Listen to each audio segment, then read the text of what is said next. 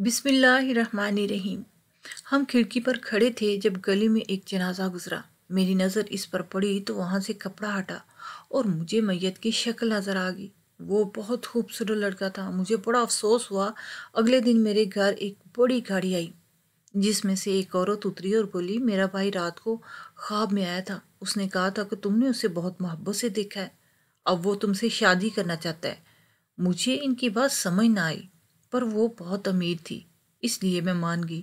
جب دلہن بن کر کمرے میں بیٹھی ہوئی تھی تو دلہے کو دیکھ کر تو جان ہی نکل گئی، کیونکہ سفید میرا نام صدف ہے اور میں ایک نیک اور پاکیزہ گھرانے سے تعلق رکھتی ہوں۔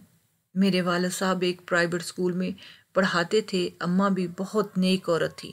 میں اور میری دونوں بہنیں ماں کی طرح ہی نیک تھی۔ مجھ سے چھوٹا میرا ایک بھائی تھا۔ اس کی پڑھنے میں بھی دلچسپی نہیں تھی اور نہ ہی وہ کوئی کام کرتا تھا۔ ہر ٹائم اپنے آوارہ دوستوں کے ساتھ پھرتا رہتا۔ اماں اور ابا بہت سمجھاتے لیکن اس کی سمجھ میں کچھ نہ آتا۔ وہ سارا دن گھر سے باہر رہتا۔ جب وہ گھر میں آتا، اگر اماں نے کھانا اس کی پسند کا نہ بنایا ہوتا تو برتن اٹھا کر پھینک دیتا۔ اماں اس کی اس بدتمیزی پر بہت دکھی ہو جاتی، لیکن اس کی ایسی حرکتیں ابا کو نہ بتاتی۔ اگر ہم بتانے لگتی تو اماں ہم کو ڈانٹ کے روک دیتی اور وہ دن بدن بگڑتا جا رہا تھا۔ ابا کی تھوڑی سی تنخواہ اتنے بڑے کنبے کے لیے کم پڑ جاتی تھی۔ مہینے کے آخر میں فاقے کرنے بھی پڑ جاتے۔ ہم بہنیں تو صبر شکر کر کے بیٹھ جاتی، مگر میرا بھائی بچپن سے ہی ناشکرا تھا۔ میں اپنا زیادہ تر وقت تسبیحات کرتے ہوئے گزارتی۔ اماں ہمارے لیے دعا کرتی کہ میری بیٹیوں کو کھاتے پیتے گھرانے کے رشتے آئیں، یہاں وہ خوشحال زندگی گزارے۔ میری بھی یہی خواہش تھی تاکہ ہم آسان زندگی گزار سکیں۔ میری خالہ کا گھر ہمارے گھر کے قریب ایک سوسائٹی، میری خالہ کا گھر بھی سوسائٹی کے اینڈ پر تھا۔ یہ بنگلہ نما گھر تھے۔ میرے دل میں حسرت ہوتی کہ کاش ہمارا گھر بھی ایسا ہی ہوتا۔ میں اکثر اپنی خالہ کے گھر ان کے پاس چلی جایا کرتی تھی۔ میری خالہ کی شادی بھی ایک امیر گھرانے میں ہوئی تھی۔ میری اماں چاہتی تھی کہ وہ اپنے بیٹے کے لیے میرا رشتہ لے لیں، میری بہن میرا بوجھ بانٹ لے۔ ان کو اپنی بہن پہ بہت مان تھا۔ میری بھی یہی خواہش تھی کہ میری خالہ مجھے اپنے بیٹے کے لیے مانگ لے۔ میں آج پھر اپنی خالہ کی طرف گئی تھی کیونکہ ان کو کچھ کام تھا۔ جب بھی میں اس راستے سے گزرتی مجھے ایسے لگتا جیسے کوئی مجھے چوری چوری دیکھ رہا ہو۔ جب میں اپنے ارد گرد دیکھتی تو مجھے کچھ نظر نہ آتا۔ مجھے بہت ڈر لگتا۔ میں آیت الکرسی پڑھتے ہوئے وہاں سے بھاگ گئی۔ خالہ کے گھر کچھ مہمان آنے والے تھے اور انہوں نے کھانا بنوانا تھا۔ میں کھانا بنانے لگی۔ کھانا بنانے کے بعد میری خالہ نے کہا کہ اب میرے گھر کی صفائی بھی کر دو۔ اتنا کام کرنے کے بعد میں تھکن سے چور ہو گئی تھی۔ میں نے خالہ سے پوچھا کہ مہمان کون آ رہے ہیں، کیونکہ خالہ نے بہت ساری ڈشز بنوائی تھی، اس لیے مجھے تجسس ہو رہا تھا۔ خالہ کہنے لگی، میرے بیٹے کا رشتہ پکا کرنے کے لیے کچھ لوگ آ رہے ہیں، 10 دن تک میں اپنے بیٹے کی منگنی کر دوں گی۔ یہ سن کر تو مجھے ایسا لگا گویا میرے سر پہ قیامت ٹوٹ گئی ہو۔ اماں نے تو کچھ اور ہی آس لگائی ہوئی تھی۔ میں بھی دکھی دل سے گھر واپس آ گئی۔ گھر آ کر اماں کو بتایا تو وہ بہت روئی کہ میری بہن کو میرا خیال نہ آیا۔ تبھی میرا بھائی لڑکھڑاتا ہوا گھر میں داخل ہوا۔ ہم سمجھ گئے کہ وہ اپنے ہوش میں نہیں ہے۔ میں سمجھ گئی تھی کہ اب میرا بھائی کسی غلط راستے پہ چل نکلا ہے۔ میں اور میری بہنیں اس کو دیکھ کے رونے لگیں۔ جو بھی اس کو سمجھاتا وہ اس کو گالیاں نکالنے لگ جاتا۔ اگلے دن میرا بھائی جب گھر آیا تو اس کے ہاتھ میں پھل اور ڈھیر سارے کھانے کی چیزیں تھیں۔ اماں نے اس سے حیرت سے پوچھا، یہ اتنی ساری چیزیں کہاں سے لائے ہو؟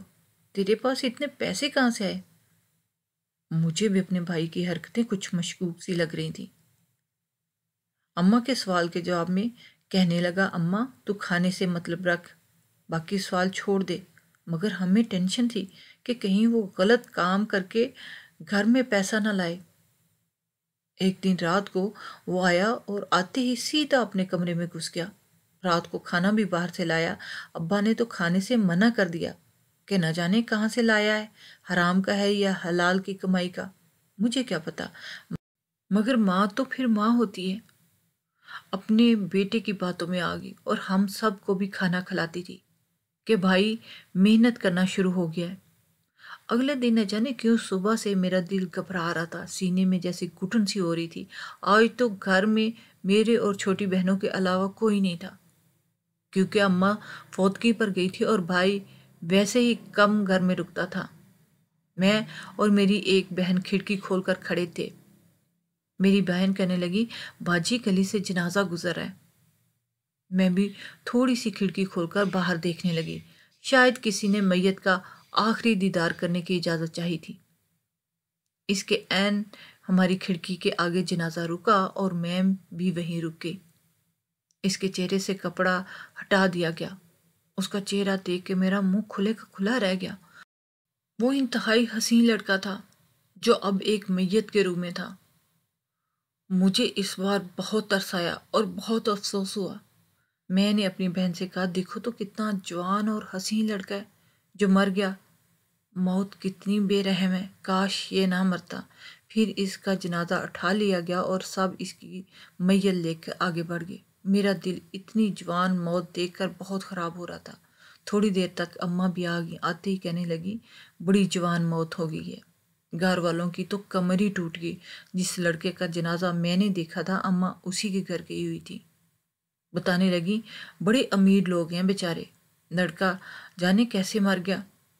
ہم سب کو بہت افسوس ہوا تھا۔ رات تک وہ چہرہ بار بار میرے سامنے آتا رہا۔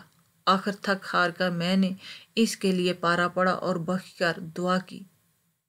پھر کہیں جا کر میرے دل کو سکون آیا۔ اگلی صبح ایک عجیب واقعہ ہوا۔ ابھی اماں فوتگی والے گھر جانے کا سوچ ہی رہی تھی کہ ایک امیر عورت اپنی لمبی سی گاڑی میں ہمارے گھر آئی۔ میں نے اسے پہلے کبھی نہیں دیکھا تھا۔ وہ میرے پاس آ کر کہنے لگی، میں اپنے بھائی کا رشتہ تمہارے لیے لائی ہوں۔ اگرچہ میں اس رشتے کے لیے ابھی بھی راضی نہیں تھی، مگر وہ کل رات میرے خواب میں آیا۔ اس نے بتایا کہ تم نے اسے بڑی محبت سے دیکھا ہے، اس لیے اب وہ تم سے شادی کرنا چاہتا ہے۔ مجھے اس عورت کی ان عجیب و غریب باتوں کا بالکل سمجھ نہیں آئی کہ اس کے بھائی کو میں نے کہاں دیکھ لیا، یا پھر اس کے بھائی نے مجھے کیسے دیکھ لیا، اور میں کیا اس کو اتنی پسند آ گئی کہ اس نے شادی کا پیغام ہی بھیج دیا۔ وہ حیرانی والی باتیں کر رہی تھی۔ میں اماں کے اشارے پر کچن میں آ گئی اور چائے بنانے لگی۔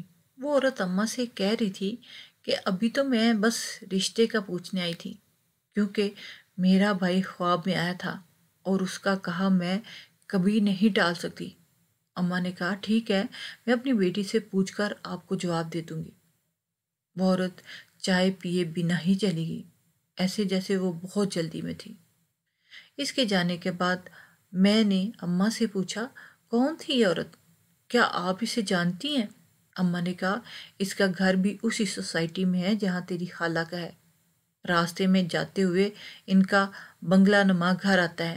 بڑے امیر اور خاندانی لوگ ہیں۔ اور ماں جانے اور کیا کیا بتا رہی تھی، مگر میں یہ سن کر کہ لڑکے کا گھر اسی سوسائٹی میں ہے تو میں چونک گئی۔ وہیں سے گزرتے ہوئے تو مجھے احساس ہوتا تھا کہ کوئی مجھے دیکھ رہا ہے۔ شاید وہ لڑکا مجھے آتے جاتے دیکھ کر پسند کرنے لگا ہوگا اور پھر اپنی بہن کو شادی کے لیے کہہ کر رشتہ بھیج دیا ہوگا۔ یہی بات ہوگی۔ اماں نے ابا سے بات کی اور پھر میری مرضی پوچھی۔ میں نے سوچا امیر لوگ ہیں، میں اپنی ساری خواہشیں پوری کر پاؤں گی۔ میں نے ہاں کر دی اور کچھ دنوں بعد شادی طے ہوگی۔ وہ لوگ سادگی سے شادی کرنا چاہتے تھے اور صرف 2 جوڑوں میں رخص دی۔ ہمیں بلا اور کیا چاہیے تھا؟ سب ٹھیک ٹھاک ہے، مگر جانے میرا بھائی اتنے دنوں سے کہاں تھا کہ گھر آنا ہی بھول گیا۔ اکثر وہ اپنے آوارہ دوستوں کے ساتھ پہلے بھی کہیں نکل جاتا تھا اور کئی کئی دن تک واپس نہیں آتا تھا، مگر اب کی بات اور تھی۔ میری شادی ہونے والی تھی اور میں چاہتی تھی کہ میرا بھائی بھی موجود ہو، مگر یہ خواہش پوری نہ ہو سکی۔ میں انتظار کرتی رہی، مگر وہ نہ آیا۔ اسے تو میری شادی کی اطلاع بھی نہیں تھی، کیونکہ اس کا کوئی دوست ہمارے گھر نہیں آتا تھا۔ خیر، میں رخصت ہو کے اپنے سسرال آ گئی۔ اس بڑے سے گھر میں قدم رکھتے ہی مجھے اپنے نصیب پر فخر محسوس ہوا۔ میں نے ابھی تک دلہے کو نہیں دیکھا تھا۔ میں کمرے میں بیٹھی اس کا انتظار کرتے ہوئے اندازہ ہی لگا رہی تھی کہ وہ کیسا ہوگا، کیسا دکھتا ہوگا۔ اتنے میں کمرے کا دروازہ کھول کر کوئی اندر داخل ہوا۔ میں نے سر اٹھایا کہ اپنے شوہر کا چہرہ دیکھ سکوں۔ اس کے چہرے پر نظر پڑتے ہی میری جان ہی نکل گئی اور میں چیخ مار کر کمرے سے باہر بھاگی۔ سفید لباس میں وہ لڑکا کھڑا تھا جس کا اس دن میں نے جنازہ دیکھا تھا۔ ایسے کیسے ہو سکتا ہے کہ وہ لڑکا 1 مہینے پہلے فوت ہو چکا تھا، وہ میرے کمرے میں موجود ہو؟ میں بوت بوت کرتے ہوئے نیچے آئی۔ میری نند نے ناگواری سے مجھے دیکھا اور پوچھا کیا ہوا؟ میں نے کانپتے ہوئے کہا میرے کمرے میں بھوت ہے۔ اسی دوران ان کو وہ لڑکا جس نے سفید کپڑے پہن رکھے تھے سیڑھیوں سے اترتا ہوا دکھائی دیا۔ میرے علاوہ کسی اور کو نظر نہیں آ رہا تھا۔ میں اسے خوف زدہ نگاہوں سے دیکھتی ہوئی پیچھے کو ہونے لگی اور وہی گر کر بے ہوش ہو گئی۔ ہوش آیا تو میں اپنے کمرے میں ہی تھی۔ میں نے ڈرتے ڈرتے آنکھیں کھولی۔ کمرہ تو وہی تھا جس میں میں رات کو دلہن بنی بیٹھی تھی۔ مجھے رات والا سارا منظر یاد آیا اور میں نے پھر سے ڈر کے مارے آنکھیں بند کر لی۔ اس میں کوئی شک کرنے والی بات نہیں تھی کہ میں نے اسی لڑکے کو دیکھا تھا جو مر چکا تھا۔ ابھی میں یہ سوچ ہی رہی تھی کہ واش روم سے پھر وہی انسان نکلا۔ میری تو پھر سے اسے دیکھ کے طبیعت خراب ہونے لگی۔ میرا سانس بند ہونے لگا۔ میں نے کہا تم تو مر گئے تھے نا؟ میں نے تمہارا جنازہ دیکھا تھا، تم زندہ کیسے ہو سکتے ہو؟ میں بری طرح ڈر گئی تھی۔ وہ میرے پاس آ کے بیٹھا، مجھے کہنے لگا تم ایسے کیوں ڈر رہی ہو؟ میں کوئی بھوت تو نہیں؟ میں نے ہاتھ بڑھا کر اسے چھوا تو وہ مجھے محسوس ہوا، یعنی وہ ایک جیتا جاگتا انسان تھا۔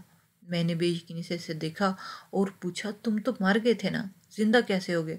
اس نے جواب دیا بس میں راستے میں ہی زندہ ہو گیا اور مجھے واپس لے آئے۔ میں نے پہلی بار ایسا واقعہ سنا تھا کہ کوئی مر کر زندہ ہو جاتا۔ کوئی اور مجھے بتاتا تو شاید مجھے یقین نہ آتا اور نہ میں یقین کرتی۔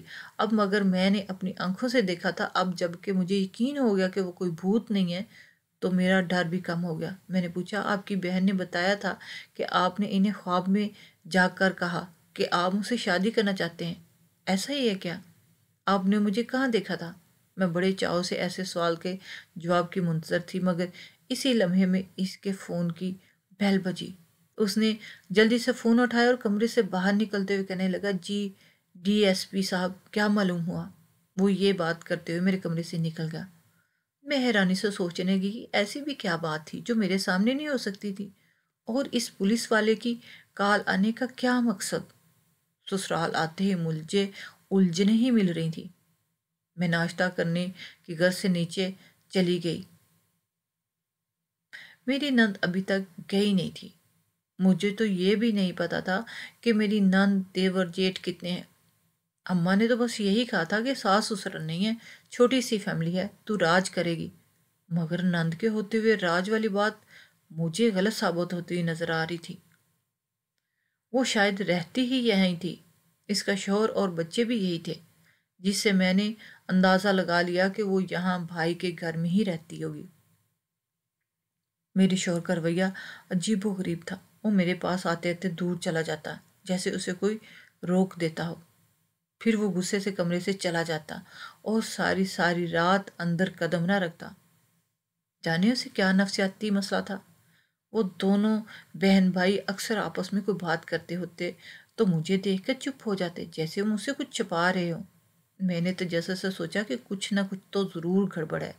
اکثر جب گھر میں مہمان آتے تو مجھے نیچے آنے سے ہی منع کر دیتے۔ ایک دن میں تجسس سے ہاتھوں مجبور ہو کر نیچے اتر آئی تو دیکھا کہ ڈرائنگ روم میں 2-3 پولیس والے بیٹھے ہوئے تھے جو میرے شوہر سے گفتگو کرنے میں مصروف تھے۔ پولیس کا روز کیا کام جو روز ہمارے گھر آ جائے، اور کوئی بات تھی جو میرا شوہر مجھ سے چھپا رہا تھا۔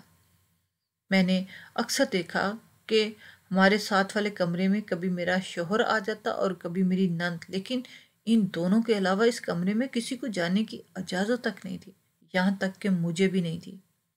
اور یہ بھی بڑے تجسس کی بات تھی، میرا دل چاہتا تھا کہ اس کمرے کو کبھی کھول کر اندر جاؤں، مگر میرے پاس چابی نہیں تھی۔ چابی ان دونوں بہن بھائیوں کے پاس ہی تھی۔ ایک دن میں نے نند کے پرس سے چابی نکالی اور اس کمرے میں داخل ہو گئی۔ इस कमरे में जगह जगह मेरे शौहर की तस्वीरें लगी हुई थी और एकदम तस्वीरें देखते देखते मैं चौंक गई। मेरे शौहर के गाल पर तिल नहीं था, लेकिन तस्वीर में था। मैं सोच में उलझ गई, ये क्या चक्कर है। मैं अलमारी वाली जानब हुई तो वहां एक ऐसी तस्वीर थी जिसे देख के मेरी रूह कांप गई। वो कफन में लिपटी हुई एक तस्वीर थी, जो वैसी ही थी जो मैंने उस दिन इस जनाजे की मैयत को देखा था। मतलब ये तस्वीर वाला लड़का वाकई में मर गया है। तो फिर वो कौन था जिसके साथ मेरी शादी हो गई। मैं थर थर कांपने लगी। तभी मेरा शोर अंदर दाखिल हुआ, मुझे देखकर चौंक गया। मैं इसे देखकर डरने लगी। वो जैसे सारी सूरत हाल को समझ गया। कहने लगा, तुम्हें डरने की ज़रूरत नहीं, मैं तुम्हें सब बताता हूँ। ये मेरा जुड़वा भाई था। इस दिन इसी का जनाजा था। मेरा भाई बहुत नेक और शरीफ था। हम दोनों की आपस में बहुत गहरी दोस्ती थी। अम्मा अब्बा की वफ़ात के बाद इसने मुझे सहारा दिया था और आपा को भी यही रहने के लिए बुलाया। वो अक्सर अपने घर की खिड़की से तुम्हें गुजरते हुए देखा करता था। तुम उसे बहुत अच्छी लगती थी। वो कहता था, मैं इसी लड़की से शादी करूंगा। एक दिन आपा को तुम्हारे घर ले गया कि अभी जाकर मेरा रिश्ता मांगो, मगर आपा राजी ना हुई। कहने लगी, मैं अपने भाई के लिए हसीन जमील और अमीर लड़की लेकर आऊंगी। मगर मेरे भाई की जिद थी कि मैं इसी से शादी करूंगा। वो कहता था, मैं मना लूंगा आपा को, मगर इसे मनाने का मौका ही ना मिला और वो मर गया। इतना कह के मेरा शौहर रोने लगा। मेरा भाई इस रात घर आ रहा था जब कुछ लोगों ने इससे पर्स, मोबाइल और घड़ी छीनने की कोशिश की और मजम्मत करने पर मेरे भाई को मार दिया। वो मर गया। किसी की बेरहमी ने मेरे जवान भाई की जान ले ली।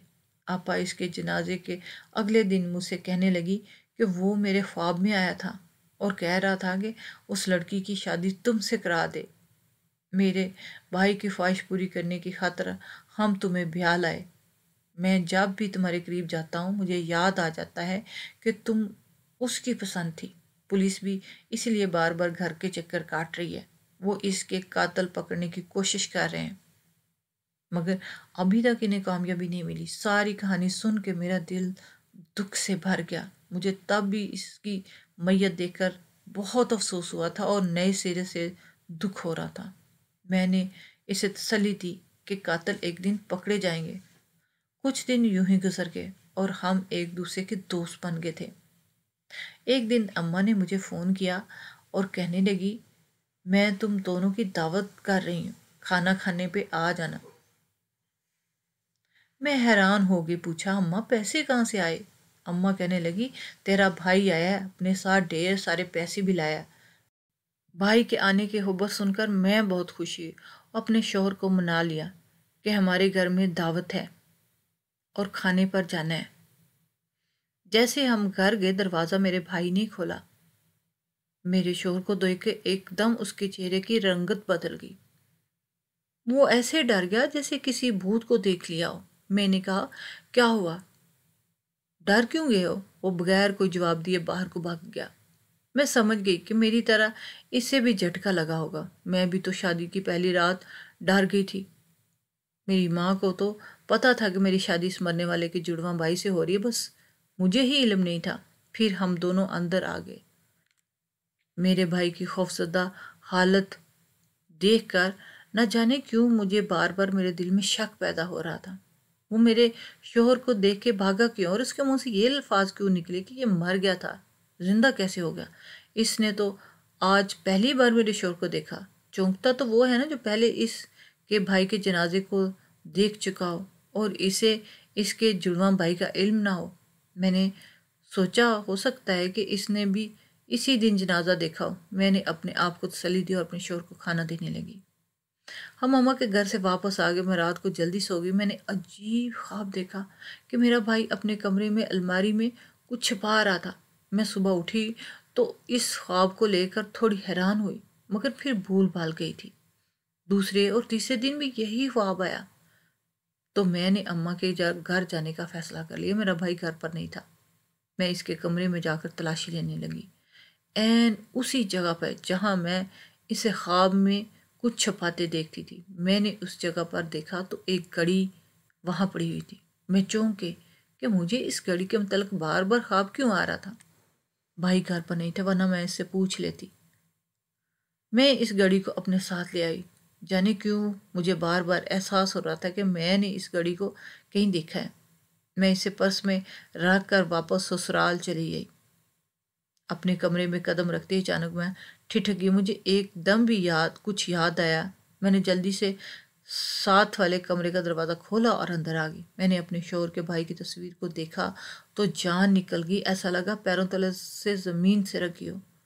جو میں دیکھ رہی تھی اسے اپنی آنکھوں سے دیکھ کر بھی یقین نہیں آ رہا تھا۔ تصویروں میں وہی کھڑا تھا۔ اس نے پہنی ہوئی تھی وہی والی گھڑی جو اس وقت میرے پرس میں موجود تھی۔ لیکن وہ گھڑی ہمارے گھر اور میرے بھائی کے کمرے میں کیا کر رہی تھی؟ پولیس نے بتایا تھا کہ جب اس دن شوہر کے بھائی کو لوٹا گیا تو ڈاکو اس کے ہاتھ سے گھڑی اتار کر لے گئے۔ اس کا مطلب تو یہی تھا کہ ان لوگوں میں میرا بھائی بھی شامل تھا، کیونکہ گھڑی اس کے پاس تھی۔ اور اس دن جب ہم کھانے پر گئے تھے تو وہ کتنا ڈر گیا تھا۔ میں نے اپنے شوہر کو گھڑی دے دی اور ساری سچائی بتا دی۔ اس نے پولیس کو بتایا۔ پولیس نے میرے بھائی کو گرفتار کیا اور اس کی نشاندہی پر 4 اور لوگوں کو، یہ 5 مل کر لوگوں کو لوٹا کرتے تھے۔ اس دن جب شوہر کے بھائی کو لوٹ رہے تھے تو اس نے پستول چھیننے کی کوشش کی۔ ان لوگوں کا ارادہ صرف لوٹ مار تھا، مگر کھینچا تانی میں گولی چل گئی اور وہ بیچارہ اسی وقت مر گیا۔